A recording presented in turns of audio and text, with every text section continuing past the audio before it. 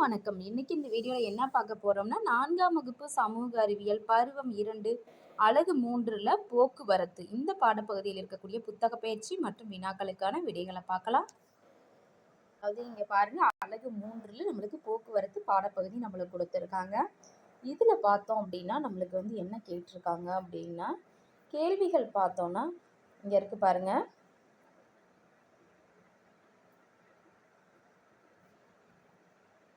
அதாவது செயல்பாடு பகுதியில் இந்தியாவிலேயே 2க்கும் மேற்பட்ட துறைமுகங்களை கொண்டுள்ள மாநிலம் எதுன்னு கேட்டிருக்காங்க. இதற்கான விடை தமிழ்நாடு. இரண்டாவது, தமிழ்நாட்டில் உள்ள துறைமுகங்களின் பெயர்களை கூறுகன்றிருக்கு. இதற்கான விடை பக்க எண் 118 இருக்கு. பார்க்கலாம். பக்க எண் 118 இங்க இருக்கு பாருங்க. எண்ணூர், சென்னை மற்றும் தூத்துக்குடி. இது இரண்டாவது கேள்விக்கான விடை. இதை 3 முக்கியமான துறைமுகங்கள், தமிழ்நாட்டில் உள்ள 3 முக்கியமான துறைமுகங்கள் என்னென்ன அப்படின்னா எண்ணூர், சென்னை, தூத்துக்குடி.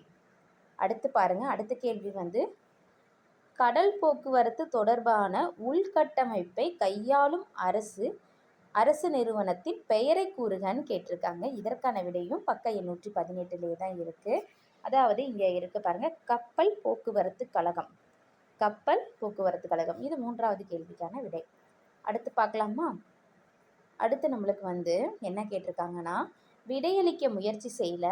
விமான போக்குவரத்தில் எந்த வாகனம் குறுகிய தூர போக்குவரத்திற்கு உதவுகிறது?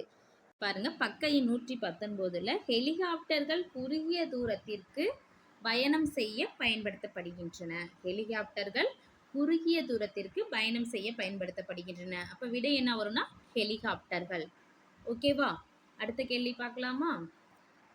அடுத்து பாருங்க, என்ன கேட்டிருக்காங்க, தமிழ்நாட்டில் எத்தனை சர்வதேச விமான நிலையங்கள் உள்ளன? இதற்கான விடையும் பக்க 119 இருக்கு. பார்க்கலாமா? இங்க இருக்கு பாருங்க, 4 சர்வதேச விமான நிலையங்கள் உள்ளன. இது இரண்டாவது கேள்விக்கான விடை. 4ன்னு நீங்க விடை கூட எழுதிக்கலாம். ஷார்ட்டா 4ன்னு கூட எழுதிக்கலாம். அடுத்து பாருங்க, நம்மளுக்கு மதிப்பீடு பகுதி. இதுல சரியான விடையை தேர்ந்தெடு. பின்வருவனவற்றில் நிலவழி போக்குவரத்திற்கு சிறந்த எடுத்துக்காட்டு எது அப்படின்னு கேட்டிருக்காங்க. இதற்கான விடை மகிழுந்து. அடுத்து, டேசாம் ஆண்டு முதல் இருப்பு பாதை அமைக்கப்பட்டது? விடை 1853. அடுத்து பாருங்க, தங்க நாற்கர சாலை முக்கிய நகரங்களுள் ஒன்றான டேஸை இணைக்கிறது? இதற்கான விடை சென்னை. அடுத்து, பழமையான போக்குவரத்து வகையாகும்னு கேட்டிருக்காங்க. மாட்டு வண்டி பழமையான போக்குவரத்து வகையாகும். போக்குவரத்து வகைகள் 4ஆக பிரிக்கப்பட்டுள்ளன. விடை 4. அடுத்து பார்த்தோம்னா பொறுத்துக. தமிழ்நாட்டில் உள்ள சர்வதேச விமான நிலையம் திருச்சிராப்பள்ளி. முக்கியமான மக்கள் போக்குவரத்து பேருந்து. கன்னியாகுமரியிலிருந்து ஜம்மு வரை செல்லும் ரயில் ஹிம்சாகர் விரைவு ரயில். தமிழ்நாட்டில் உள்ள முக்கிய கப்பல் துறைமுகம் சென்னை. சென்னை மெட்ரோ ரயில் தொடங்கப்பட்ட ஆண்டு 2015. அடுத்து, சரியா அல்லது தவறா என கூறுக. மக்களுக்கு போக்குவரத்து தேவையானது அல்ல. விடை தவறு. ஏனென்றால் மக்களுக்கு போக்குவரத்து தேவையானது. அடுத்து, துறைமுகங்கள் முக்கிய வர்த்தக மையங்களாக உள்ளன. விடை சரி. நாட்டின் பல பகுதிகளை சாலை வழி போக்குவரத்து இணைக்கவில்லை. விடை தவறு. ஏன்னா சாலை வழி போக்குவரத்து இணைக்கிறது. அடுத்து, சென்னை புறநகர் பேருந்து நிலையம் ஆசியாவிலேயே மிகச் சிறியதாகும். விடை தவறு. ஏன்னா ஆசியாவிலேயே மிக பெரியது. அடுத்து, தமிழ்நாட்டில் 5 பெரிய துறைமுகங்கள் உள்ளன. விடை தவறு. ஏன்னா தமிழ்நாட்டில் 4 பெரிய துறைமுகங்கள் தான் இருக்கு. அடுத்து, குறுகிய விடையில முதல் கேள்வி பாருங்க, போக்குவரத்து வரையறை. இதற்கான விடை பக்க 115 இருக்கு. பார்க்கலாம். விடை இங்க இருக்கு பாருங்க. போக்குவரத்து என்பது மனிதர்கள், விலங்குகள் மற்றும் பொருள்கள் முதலியன ஓரிடத்திலிருந்து மற்றொரு இடத்திற்கு இடம்பெயர்தல் ஆகும். இது முதல் கேள்விக்கான விடை. இரண்டாவது கேள்வி, பல்வேறு போக்குவரத்து வகைகளை பட்டியலிடுகின்றிருக்கு. இதற்கான விடை பக்க 116 இருக்கு. பார்க்கலாம். விடை இங்க இருக்கு பாருங்க. இந்தியாவில் பலவிதமான போக்குவரத்து வகைகள் உள்ளன. போக்குவரத்து வகைகள்: 1 சாலை வழி, 2 ரயில் வழி, 3 நீர்வழி, 4 வான்வழி. இதை விடை எழுதிக்கலாம். இரண்டாவது கேள்விக்கான விடை. அடுத்து, மூன்றாவது கேள்வி, ரயில் போக்குவரத்தை விவரி. தமிழ்நாட்டிலிருந்து செல்லும் மிக முக்கியமான 2 ரயில் இணைப்புகளின் பெயர்களை கூறுக.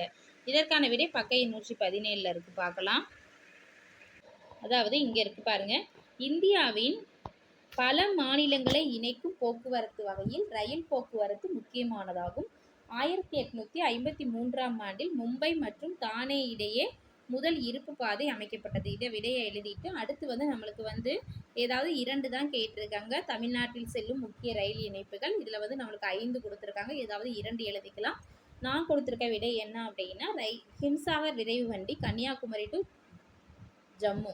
தமிழ்நாடு விரைவு வண்டி சென்னை புறப்படும் நேரம் சென்னை, புறப்படும் இடம் சென்னை, சேரும் இடம் புதுடெல்லி. சரியா?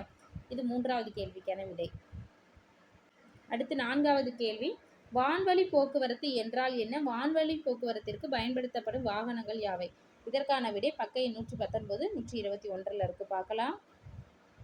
இங்க இருக்கு பாருங்க.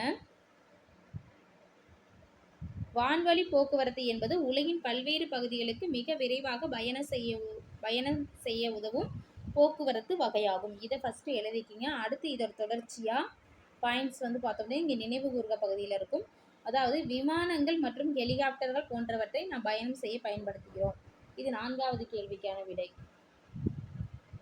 அடுத்து 5வது கேள்வி, போக்குவரத்தின் எவையேனும் 3 நன்மைகளை எழுதுக. இதற்கான விடை பக்க எண் 120 இருக்கு. பார்க்கலாம்.